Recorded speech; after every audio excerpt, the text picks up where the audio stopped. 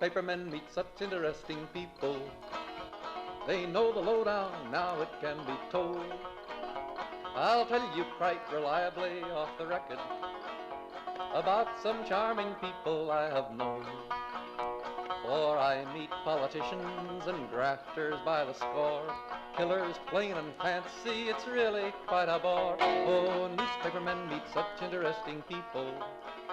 They wallow in corruption, crime and gore. Ting-a-ling-ling, city desk, full of press, extra, extra, read all about it, it's a mess, meets the test. Oh, newspapermen meet such interesting people.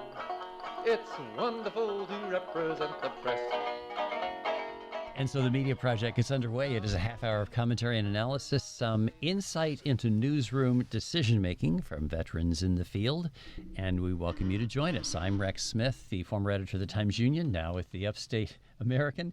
And we are here with Ira Fussfeld, Judy Patrick, and Barbara Lombardo. Ira Fussfeld being the publisher emeritus of the Daily Freeman in Kingston and affiliated publications. Judy Patrick, formerly editor of the Daily Gazette in Schenectady, now vice president of the New York Press Association, and Barbara Lombardo, the former executive editor of the Saratogian and the Record of Troy. A lot of folks here who have a lot of years in the news business, and we can look at the last big story over the past couple of weeks and maybe envy those who are still active, because there was, among the many noteworthy events, there was the eclipse, and that gave people an opportunity to cover a big story where you would presume there wasn't controversy, but maybe there's controversy here about the coverage. Ira, being the senior guy in the room, what do you think? Well, let me break this into two parts. One is that I could care less about the eclipse. I didn't watch it. I didn't want to watch it. I don't want to throw a damper on those people who did watch it and enjoyed it. More power to you, but I had no interest at all in watching it. But here's the journalism question I would ask. Did the media build-up to the eclipse create stir is the right word, but did it create the amount of interest that heretofore might not have occurred had there been a lot less pre-coverage? Interesting. I don't know if the media created coverage that wouldn't have been there, or excitement that wouldn't have been there, but that excitement was warranted. And you won't make people like me feel bad, Ira. I feel sorry for you. No, you see. Anyway.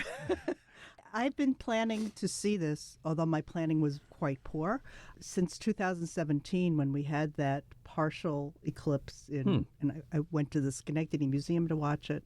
And so I knew that it was coming. I kind of forgot exactly when.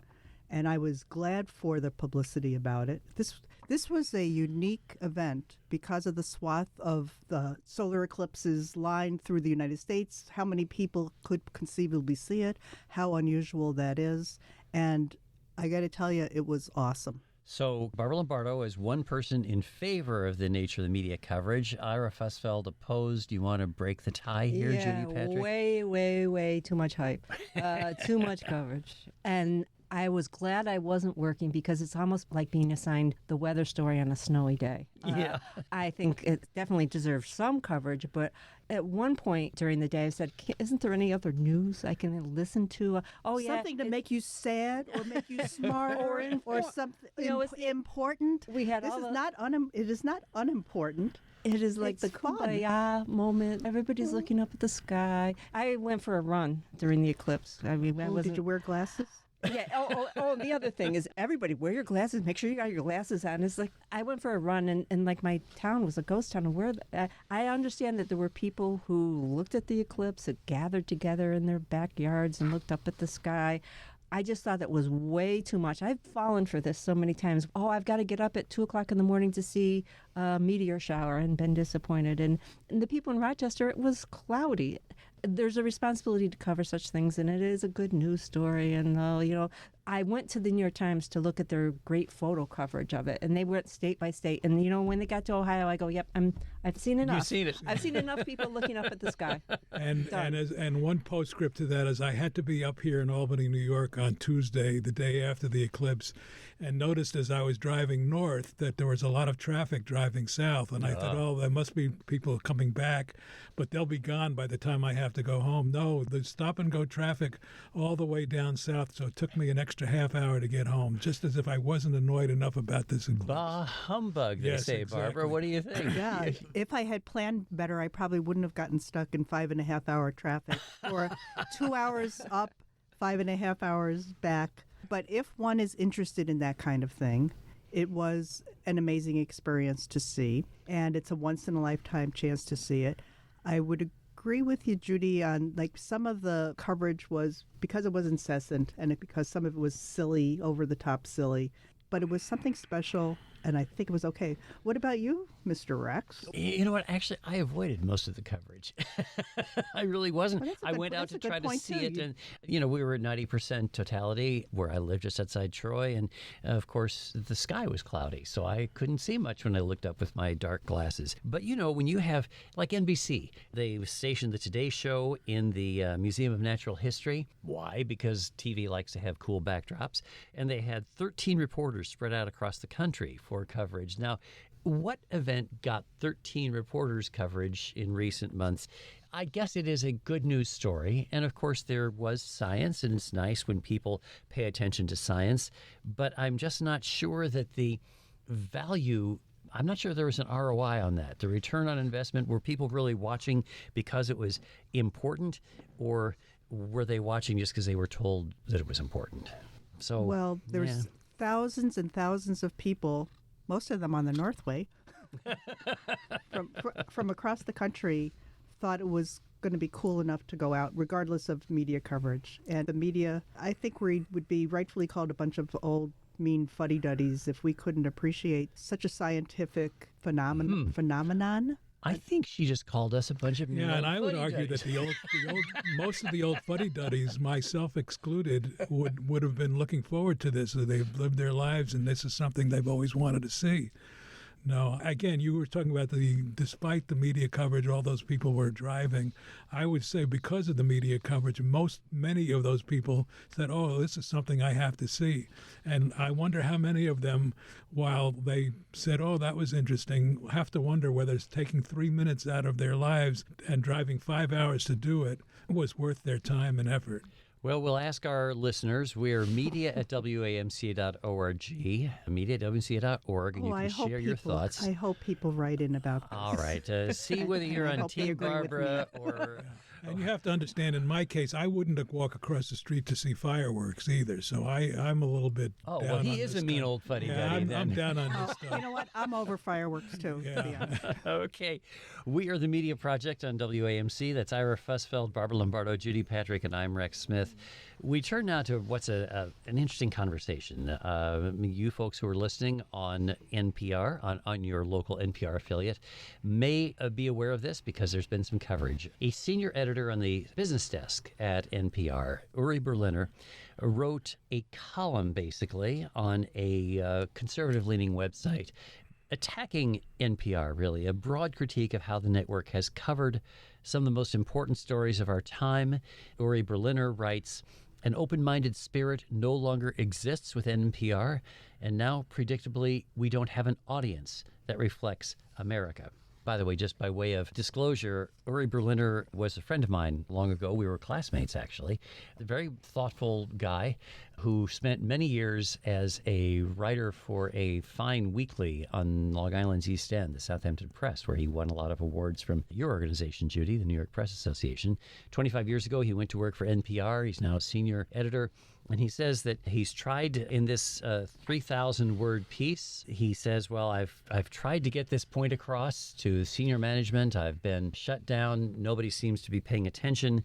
But he complains that there is basically an effort that is too stringent at NPR to represent a diversity. In part as a result of that, he says, the coverage is not diverse in the sense that it doesn't reflect the conservatives and the Republicans as well as the Democrats. He notes that 87 people in the NPR newsroom in New York are Democrats, not one is a Republican. So the question is, what do we think of Uri Berliner's critique? Maybe we'll start this time, Judy, with you on your thought about Uri's angst. So every newsroom is full of journalists with opinions about what the editors or what the management is doing, what stories they play, or how they play them, what they get assigned, what stories get canned. There's always, one of the beauties of being a journalist is you have opinions. I thought it was unfair for him to publish this without getting some response from NPR. Let's be clear. I mean, NPR has never had a huge conservative audience. They have tried to be middle of the road, but most people, when you ask them about NPR, well, they will say they do bend a little left. We'll give you just a statistic that he cited. In 2011, 26% of listeners describe themselves as conservative, 23% as middle of the road, that's about equal, and 37% as liberal. So about almost one-third, a little less than one-third more liberal than conservative, let's say. And the examples he cites as stories that were poorly covered would be the Hunter Biden laptop, for example. And there's a lot of controversy about how every news organization covered the Hunter Biden laptop story. But in some respects, what I took away from that column was he was criticizing NPR for not being both sides. That one of the things we've seen in the news industry lately following Trump has been to take away the focus on offering both sides all the time. And NPR was one of those that did that call out lies when they see them. And I thought that was part of the basis of his criticism. Because the critique of both sidism is that there are not always two equally fair sides, two equally true sides to something. Sometimes you have to say what's true and what's not, right? Exactly. And again, there's always somebody in your newsroom. Certainly, there's always more than one person in your newsroom that disagrees with where you're headed. And NPR is trying to build its audience. It, like everybody else, is seeing its audience decrease. They tend to skew older, and they're trying to build their audience with different kinds of programming. And some of the veteran reporters are not going to agree with it. Barbara, before you speak, let me just go to the second statistic here that Uri cited, which is now, I mentioned that previously, say a dozen years ago, it skewed liberal, but not terribly. Now, 2/3 of NPR listeners say they were very or somewhat liberal, while only 11% say they're somewhat conservative, 21% middle of the road. So that cites as evidence that the audience has shifted, and he blames the coverage for that. I think that's pretty good evidence, actually, and that the approach of NPR seems to be not merely to report in depth and tell all the relevant sides of an issue, but to try to affect change. So they're choosing stories that will somehow be a catalyst for change. I see a related but separate issue of when somebody who works for you, so just for any company that you might be working for, if there's somebody who, as Judy said, is going to disagree with the decisions made by management, and sometimes they are decisions management might have goofed up on, but if you are disagreeing with the decisions made by management, do you continue to work for them and then go public, because he went outside NPR to publish his piece without any warning to his bosses? Yeah. I wanted to hear what he had to say, and yet I found it troubling, maybe with my manager mind, of whether that was appropriate, probably was not appropriate way to express your opinions. So you've been a CEO at your company, Ira, and if you had somebody who had tried to talk to you and you didn't get around to speaking to them, and then they went out into the public and made their point, what would you think of that? Well, it drives you crazy, and it's, as Barbara points out, it's not just our industry, and any CEO of a company can't be happy when somebody goes public about a perceived wrong in their company. It does not bother me today as it might have bothered me 10 or 15 years ago for NPR or any other news organization to be pinpointed as leaning in a certain direction, whichever direction you want to choose. I've been listening to NPR a long time, but I don't listen to it religiously, and so I wouldn't want to give it an audit based on an anecdotal evidence. But generally speaking, NPR has always been known as a liberal news source, and that they do very good work because they have the ability to do long-form work, and the broadcasters seem to be very erudite and very knowledgeable. But I don't know that anymore, and we've discussed it on this program, both sidism, for quite a while. I don't know that that's necessarily wrong for them to be guilty, quote unquote, of what this fellow is alleging with NPR. I think NPR is respected. If you walk into an NPR newscast with some knowledge of what NPR is all about, each listener can weigh his or her own way about what they have just heard. But I'm more concerned about this guy doing what he did than what he had to say. Well, but don't you think that there is a difficulty in a taxpayer-supported entity, not-for-profit as well, since that's how we support not-for-profits by making them tax-exempt in this country? Isn't that an entity that shouldn't have an overt bias if we're expecting tax dollars to help subsidize? That's the best argument to counter mine, I think, is that this is a public company getting public funds and should be more representative of the entire Yet, I can landscape. speak to the other side of that, though, too, because if you have one side in the American political debate that does not care about facts, and I'm sorry, I think that does characterize a lot of the Republican Party these days, that there is an aversion to factual presentation, and so it is very hard to be fair if your standard is truth-telling. Isn't that right? I mean, how do you go about reporting fairly? How do you lure those people on the right who now have been tuning out NPR if they are buying Donald Trump's lies, which they are? And that makes it very hard. I think one of the reasons the percentage of conservative people who listen to NPR has fallen is because Donald Trump spent a lot of time criticizing places like NPR, CNN, and so he's shoved them towards right-wing media. You can rest assured that Donald Trump and his supporters are going to use this, and in fact they already have, to continue their attack on NPR and media outlets like it, and to call for cutting the funding for it. It's always been an issue, and it will continue to be an issue. I think what you need to do is just listen to NPR and decide for yourself. Yeah, I can see, however, what's going to happen. There are going to be congressional hearings where Uri Berliner is going to be called to testify on legislation or appropriations bills, probably, that would strip the funding from public broadcasting. And then what do you do if you're the boss and Uri works for you and you're going to be saying, you're going to go testify in Congress and you're denigrating our funding in that way? And then when the Democrats come in, they'll reverse it and their funding will be restored. That's a great way to build a budget every year. That's isn't right. It? Yeah. How would you handle it locally if somebody who worked for the WAMC station, and I'll ask Ira's opinion first as a member of the board, if somebody pulled an Uri locally, how would you handle You're that? talking about a current employee did that? Yes, of a well, current. I couldn't answer that. I know how I'd feel about it, but I couldn't answer that because I don't know the ins and outs of the employee handbook and about what an employee is or isn't allowed to do. But I think that the money issue is a significant one that Rex raised. And my position, and particularly as a member of the board, and I've talked about it on this program, I don't believe that government, I don't like government interfering by providing us money. It's come up recently because more and more newspapers are now considering getting financial help from the government, whether it's tax breaks or something else like that. I just feel that if you are a news organization, you should stand on your own merits. It would clobber public radio if it was to lose any funding from the government. But as they used to say, and one of my ad directors used to say, there's no such thing as half a whore. So, but Barbara raises a really interesting First Amendment issue, especially for an industry that prides itself on abiding by the First Amendment. And so does someone in your newsroom have the right to say whatever they want, wherever they want? We deal with this issue on social media.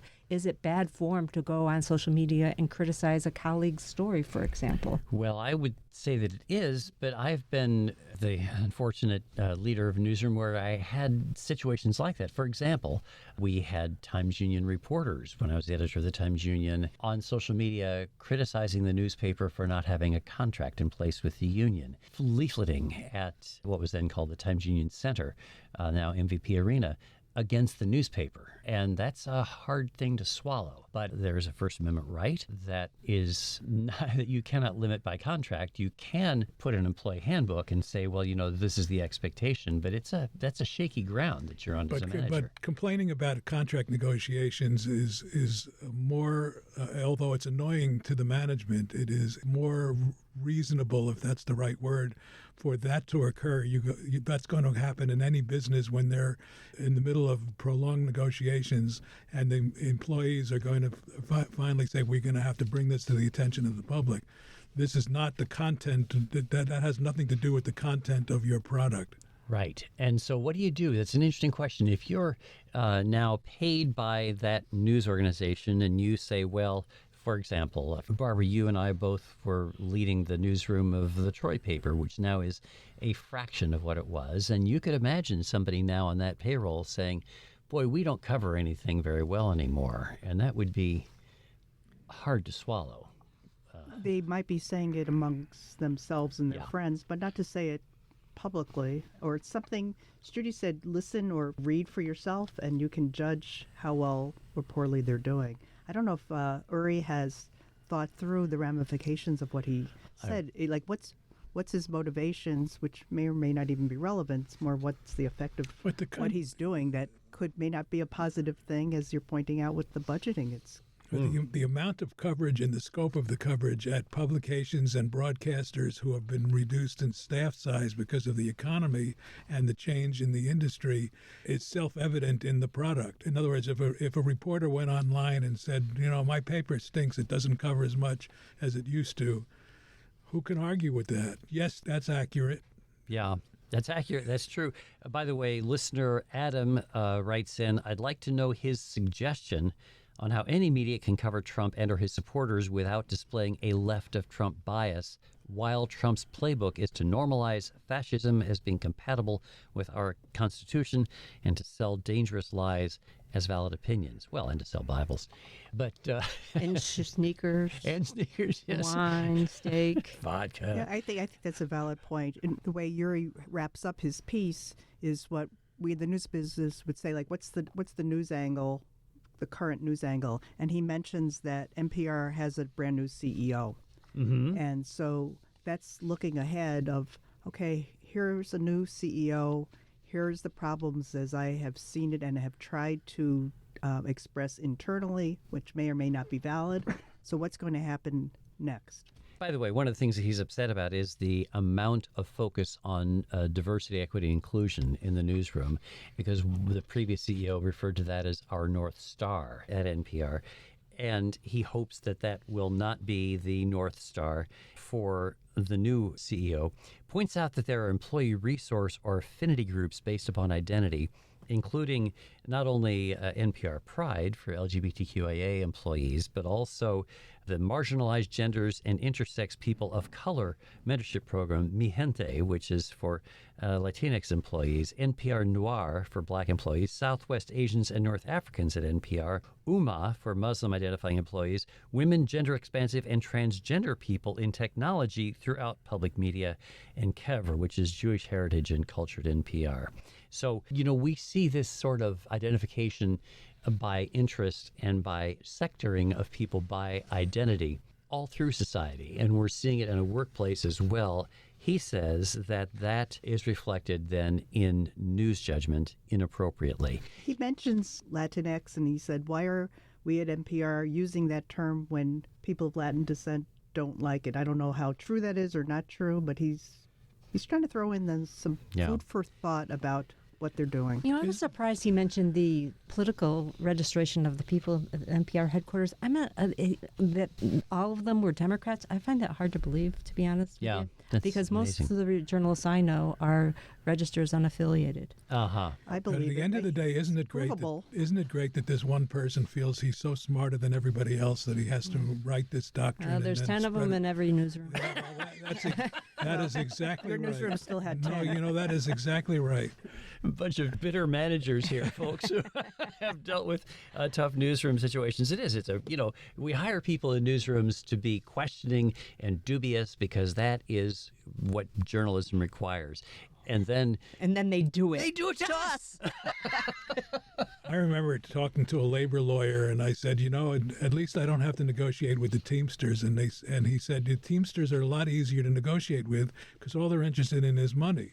You deal with the Newspaper Guild, and you're going to talk about 100 of others sidebar issues, and that reminds me of this reporter. That's very interesting. Well, we would welcome your thoughts, people. Media@wamc.org is how we do that. Media@wamc.org, and we'd love to hear that. And finally today, just like to make a point, we've talked a lot about not-for-profit newsrooms here, which of course public radio is. There are nonprofit newsrooms covering state government now in all 50 states. This is a development that has been growing. It now happens. They are banded together by a sort of loose consortium, which is called States Newsroom, a nonprofit operation, and they absorb these. For example, in New York, we have New York Focus, on which board I serve. And it's a small newsroom, but they do significant coverage in Vermont. It's Vermont Digger, which is a fine newsroom. There's one in Massachusetts, name of which I can't quite recall. So it's just an interesting notion, but nonprofit journalism still requires revenue.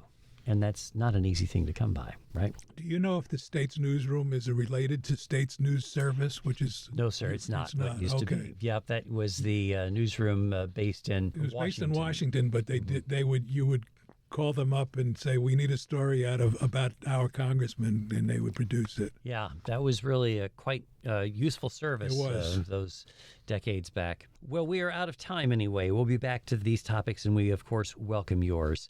We have been listening to Ira Fussfeld and Barbara Lombardo and Judy Patrick, and I'm Rex Smith. We are grateful to our producer, Dave Gustina.